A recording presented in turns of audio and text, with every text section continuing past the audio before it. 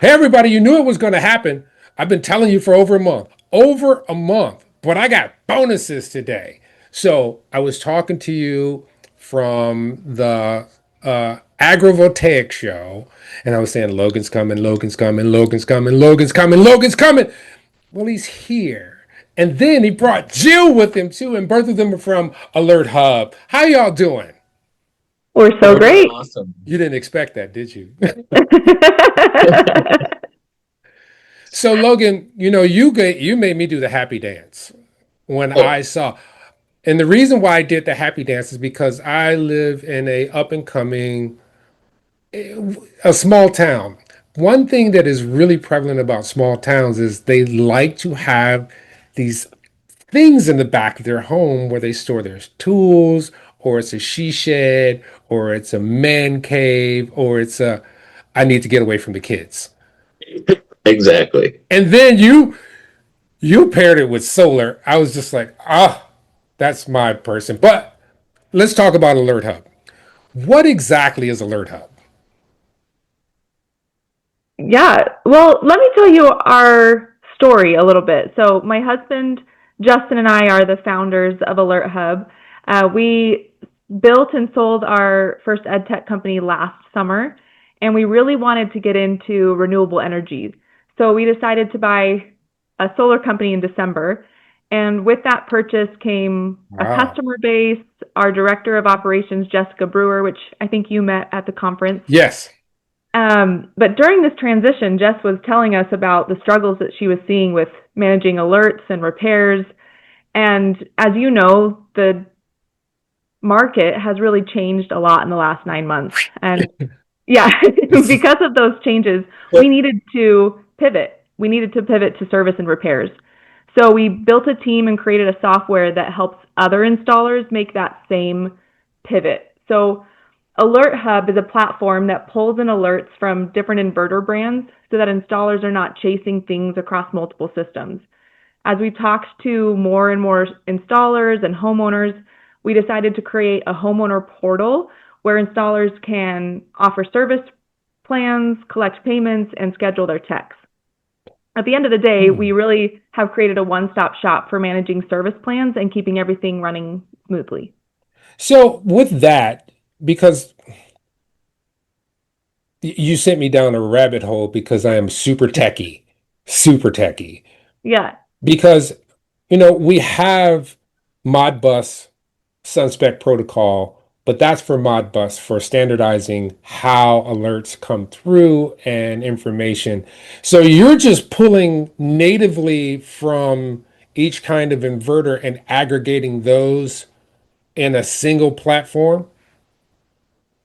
correct. Yep. exactly. That's exactly what we're doing. And with the, idea in mind, all behind it, put it in that one spot, make it easy for installers to use so that homeowners finally get a really incredible experience. I'm not saying that, it's a bad experience for homeowners to get solar, but what I'm saying is that in the solar industry, sometimes there's some bad players who just want to get some sales across the board. And as someone who wants to get solar, very, very soon on my house, I want to make sure that I'm being taken care of. And, when Jill and Justin asked me to come in and be on this team, I was like, how can we make sure that homeowners are just as important to us as the installers are? Because homeowners are oftentimes, they're the ones who just get it and then the installer or the sales org is gone. So we want to support them as much as possible. And if we just put all that information for the installer to go, do something with that homeowner, I think it's really important. So,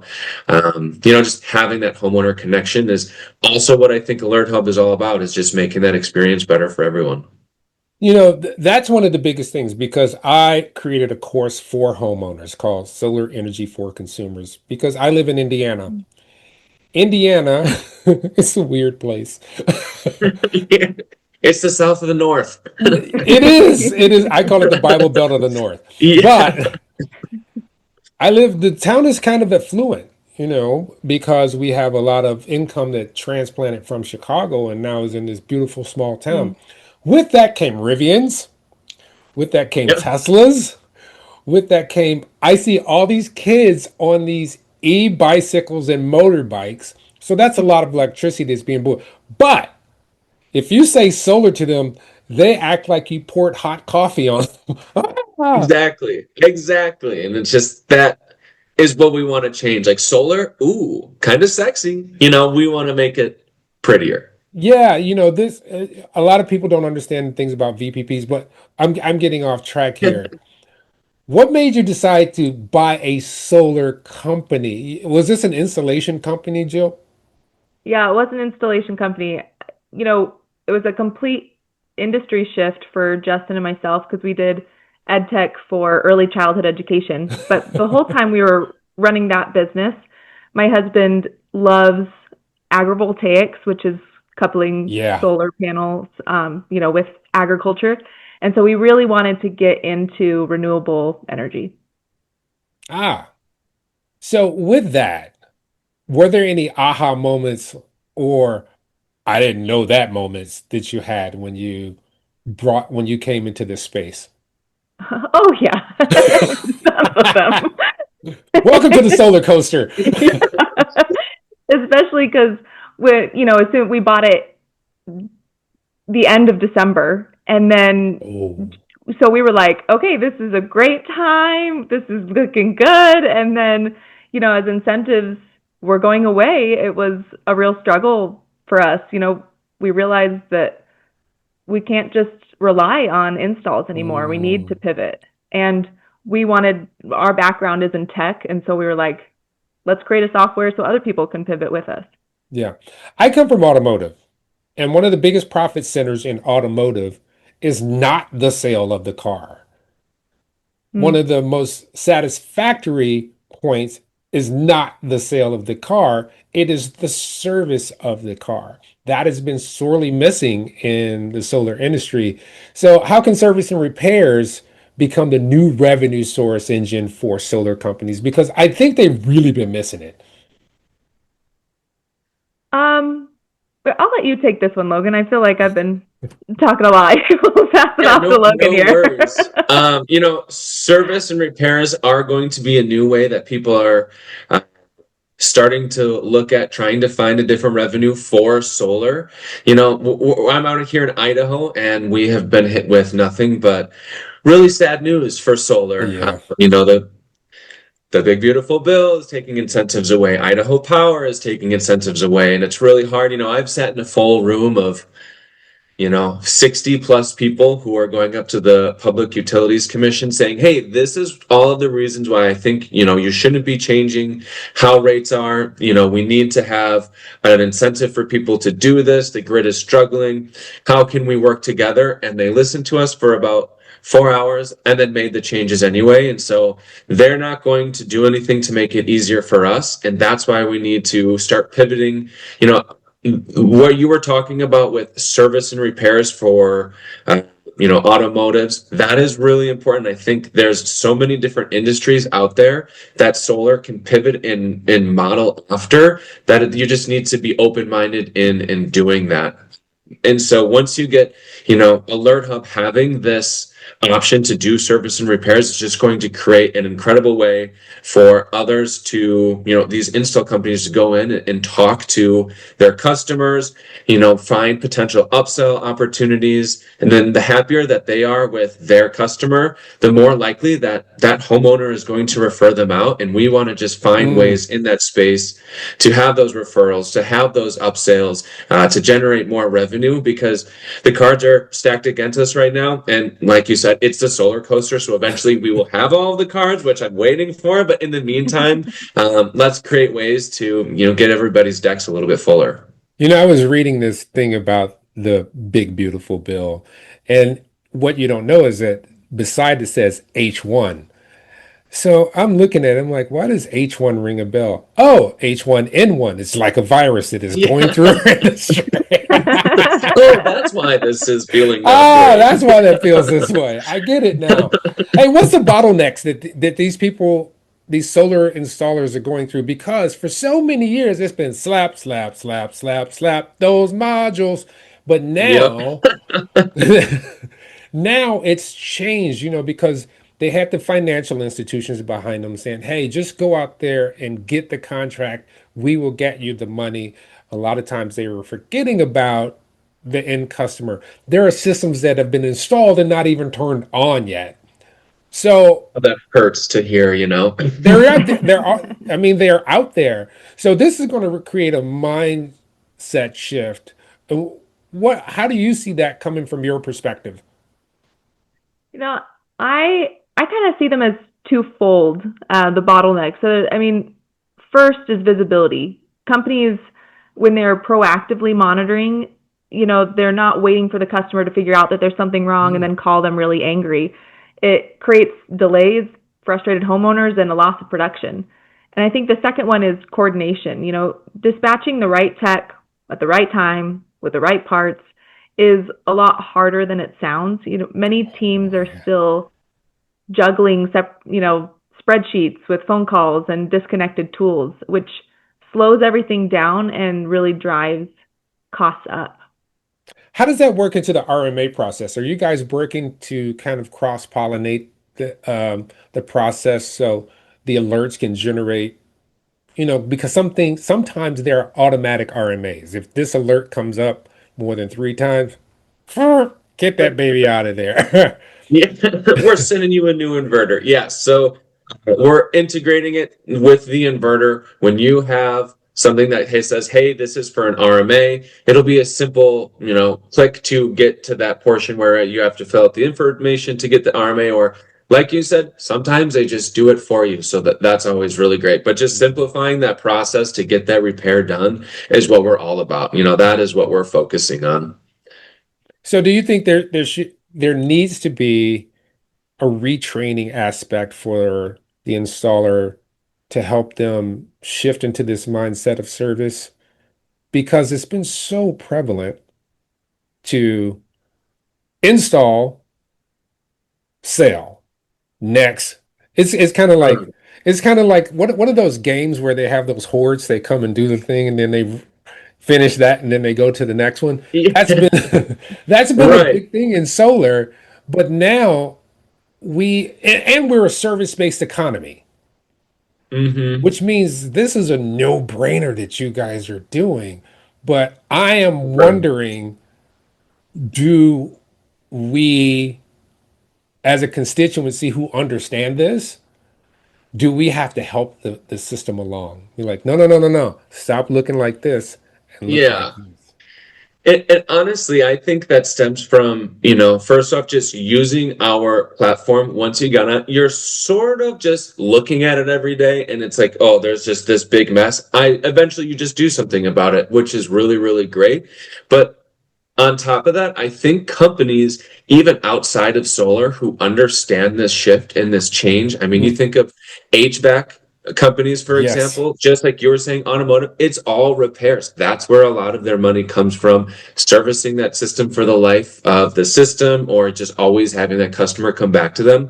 That is really important. And so, even just thinking outside of solar installers, if you get other people who are in HVAC, they understand how this works, and they get onto our platform, it's just going to create more people out there trying to work, trying to service, more competition, and it'll make those people who are in solar installations, get to it, step to it. Hey, Yeah. start doing repairs. You have to take the blinders off at some point. We can't just be the same, stick it on there and move to the next, because the world is evolving, the economy is evolving, Mm. how solar works is evolving, and being ahead of that is just very important. What is the onboarding process? Do you have, well, let me get this right. Do you have an onboarding process? So if I have Emmitt Solar and I've been just running around dealing modules on roofs and slapping on inverters. You get a module, you Yeah, get a you get That's a how you do module. it Yeah, too. that's how I do it. I'm a superhero. What's the Yeah, process of me onboarding with you with my portfolio? yeah, and I love our tech team for this because they have made it so incredibly easy to get onboarded. Once you log in, you sign up, you get onto our dashboard. It'll say no alerts, but there'll be this nice little button in the top right that says import alerts. You go on there, you enter your information to the different inverters that you have, whatever you're using, just put it in there, log in, and then you'll extract the data. And then once a day, it'll pull from there to start and say, hey, here's all this information. Here it is in your dashboard, ready to go. If you want to look at it more granularly, we have a reporting tab so you can pull it out. This is by inverter. This is by area. These are by like, hey, we didn't check on these inverters to this date range. Let's just go look it through here. And so trying to make it as granular, look at the data you want, or just simply look on the dashboard and start fixing top to bottom, however you want to do it. Awesome. Yeah. Awesome. Now, let's, I'm going to say this because we have to say this to people. Your inverter has to be online, correct? Yes. Yep. I mean, people will miss that. They were like, they got a magic piece of software that my inverter in the middle of Montana with no Wi-Fi, no connection to the internet can get its alerts.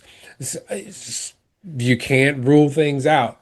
Yeah, no, thank you for bringing that up. Yes, if you are off grid, no connection to the internet, no way for us to look at it, well, unfortunately, we can't look at it. So, no, not going to look at it then. Yeah, we have to have that connecting point. The reason I brought that up is because, I'm an OG in the game, and I remember literally people would go to their inverter, remove a USB stick, download it, send me the information so I could, this is not that long ago, so that funny. I could figure out what the problem is. Yeah. It's funny to me because hearing the stories of how solar used to operate, I feel like there's a little bit of magic in it. Like, that is what it was. And so I was talking to people who they installed the first off-grid system in Idaho back in like the 1900s. Whoa, a long time ago. And it's so funny because it's like we were just putting anything we could to make it work and still have the original, I think the original inverters or panels that are still there. And so it's just a small off-grid system. And hearing it is just so funny. So to learn that, you had to take the USB, send it over there, and then a couple days they'll know what the alerts is. That's wonderful. So your focus right now, is it just residential or is it commercial as well? Right now, go for it, Logan. Oh, I was going to say, yeah, we're very residential focused right now. There's, when we were looking at the landscape of other companies who were trying to do the same thing that we're doing, the barrier to entry was a little bit high, whether that's a money thing or a sites, how many locations you have, or just, what exactly it is if you are commercial. And so we saw a lot of commercial applications for this, which I can understand. This is utility scale, really large commercials trying to take care of this one site. But for those installers who have multiple sites, maybe they are a smaller company, smaller installer, we wanted to provide them a really cost-effective way to get into that residential side. But we're not ruling commercial out. That is just our focus is how can we get the people who, are struggling the most from these changes of incentives taken care of, and then we'll work on the other ones as well. So is this for small EPCs and residential solar companies? Because I for some odd reason, EPC resonates in my gravity with this. Yeah. Jill, do you want to take this? Or you got it. No, you're good. All right. Yeah. she was like off my hockey stick. Yeah.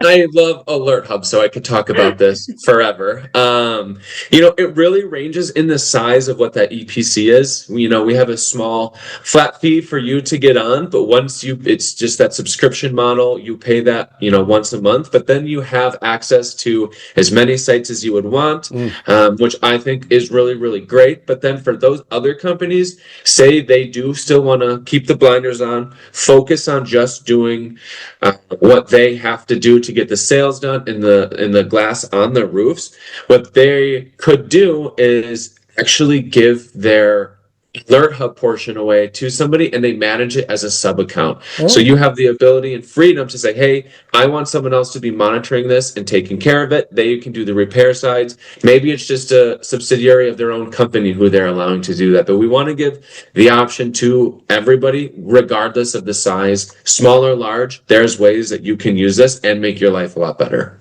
Are there monthly and annual subscriptions? There's no annual. It is just a monthly. Unless you want to pay the annual, it's just cheaper then. So I guess if you want to look at it like that, yeah. But otherwise, yeah, boom, boom. No, actually, it'd be saving money, saving money. Yeah, Do the the annual one. But yeah, so we just have those both fees, and then for the homeowner, when they pay that fee to the company, you actually aren't paying to have more homeowners on it through AlertHub. That we'll just take a small commission that homeowner is paying. So then you actually get to offer the service plans for free, make it so you don't have to worry about it. And then at the end of the month, you get paid out with this nice lump sum of money from the homeowners. So with the companies that don't have this information, this tool, what's the competitive advantage of having AlertHub in their pocket and whipping it out at the sale? Jill? Yeah, I mean, I think it's a competitive advantage, competitive edge really comes to moving from being reactive to alerts when they come in to proactive. So when a company is just reacting to alerts, they're always in firefighting mode, chasing after problems when customers notice them and bring them up. But with a single platform for a proactive fleet management, you're spotting issues early, often before the homeowner even realizes that there is a problem. Yeah, that's nice. Oh, yeah. And just to piggyback on that, we've had a real example with us here at Bertelsen Energy. We use AlertHub to service the customers that we've had on the company that was purchased for. So we want to put our money where our mouth is. We use this. It's incredible. And right away, when we started onboarding all of the sites and alerts into AlertHub, we found one that was, hey, this person's system, there's something wrong with it. This just happened. You should give him a call. When we reached out, we found that, he is a traveling lawyer and he actually had an international trip coming up in a couple of days. So we really quickly sent out one of our techs there. We got the issue resolved, and it was an issue that if left unchecked, it could damage the inverter. So we're really happy that we got there. And then he was able to go on his trip with the peace of mind that we're actually still looking at it after that. And then when he got back, he referred us to a couple of his neighbors, and they were very, very happy with us. So we got a couple of jobs just from that. And so that's just that goes to show how this can provide so much more than just the monitoring for the homeowners. It leads to referrals. It leads to just so much. So is there monitoring built in as well as, with the alerting? Or is it the monitoring? No, that comes from there, but the alerts say, hey, this isn't underperforming, or hey, this is not looking great. And then it'll link you to that site page. So if you want to get into more granular, you can get to that inverters page to, check on it. It's just getting that started, and then talking with the customers is really nice in AlertHub. So it also gives you a performance ratio based on information that's coming in as well, correct? Mm-hmm. Yeah. Nice. So, what's next? What are we going to do at RE Plus? No. What's going to be at the booth? That's what I want to say. Are you going to have a booth there? Are you going to have demos? And this is a loaded question because this has been coming back and forth in my head as we've been talking. Is it a mobile friendly app? And then we'll get to that other stuff. Okay. Yeah. To start, we're getting there on the mobile. We're very, very close. It's just on the browser right now.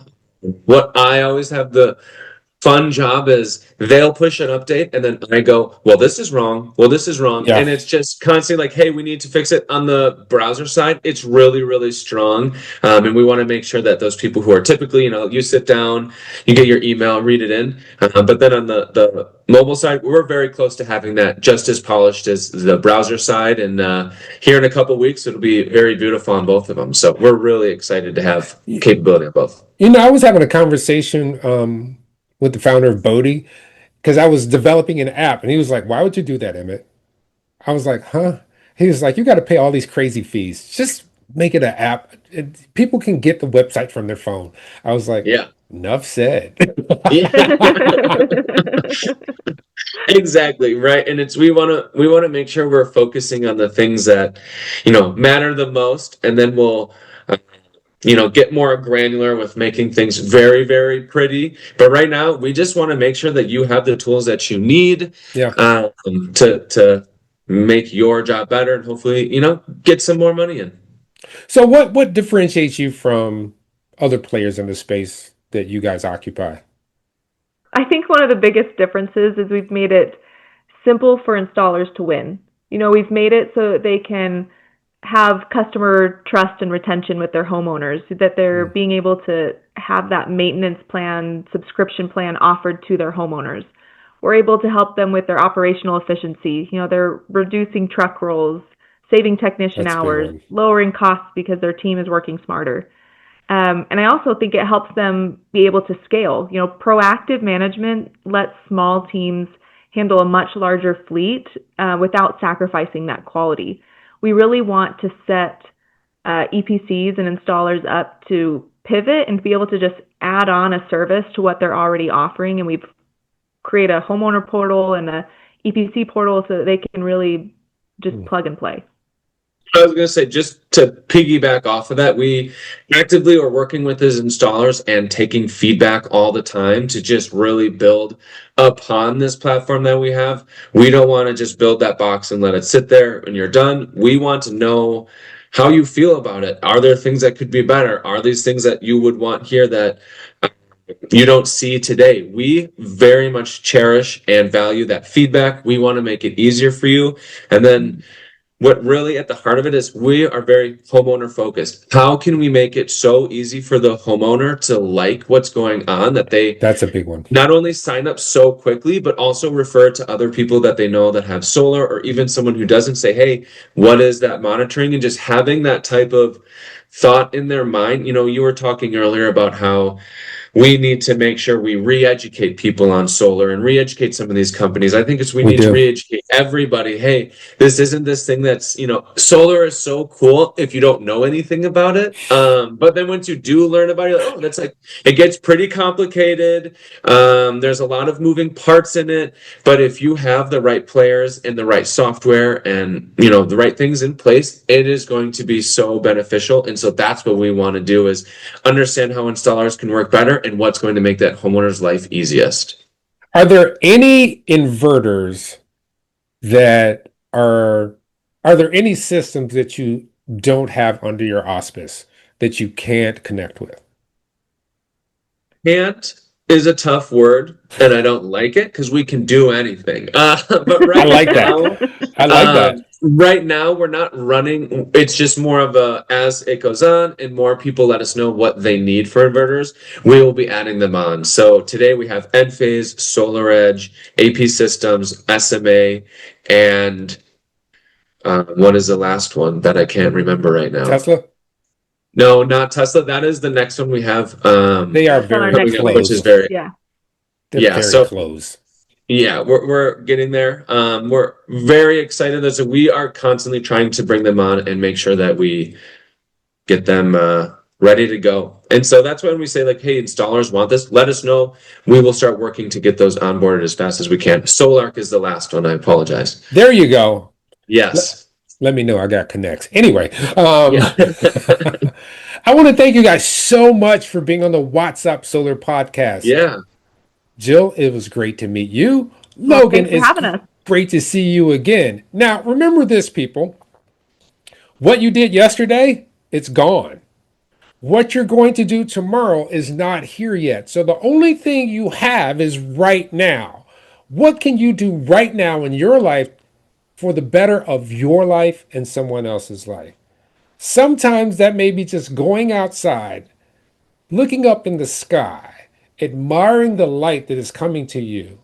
Because there's one thing that I know for sure. When I look at that big, beautiful ball of light in the sky called the sun, it never sends me a bill.